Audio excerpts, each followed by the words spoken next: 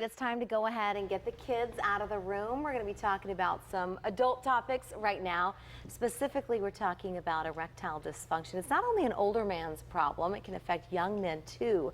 Dr. Irwin Goldstein from San Diego Sexual Medicine Alvarado Hospital joins us to talk a little bit about what we need to know about this. So let's talk, if you would, about how widespread the problem is for younger folks compared to older folks. Okay, well, Erica, thank you again for doing this. We really appreciate it. And for older men, so men aged 40 to 70, a lot of studies have shown 52%. It's actually more common to have the problem than it is to not have the problem as you're an older man.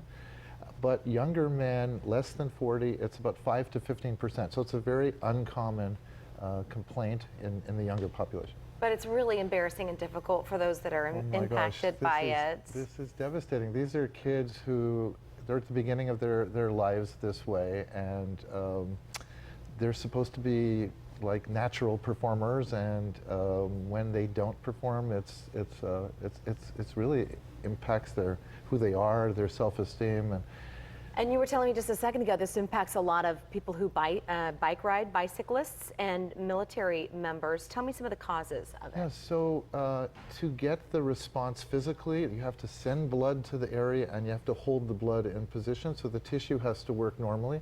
So often younger people are said, oh, it's psychologic, it's new to you, just date more or just relax more. And it's not true. Younger people can injure this process of the filling of blood and the storing of blood. So if this is the person's legs and he falls on something like a military obstacle course, so young military people, they can injure that process and get a true biologic reason for not having the response that they need to perform. And for the bike rider, they need to have a wider seat if they can get one so just possible. a quick thing, if I can. Yeah. These are just standard things in your kitchen.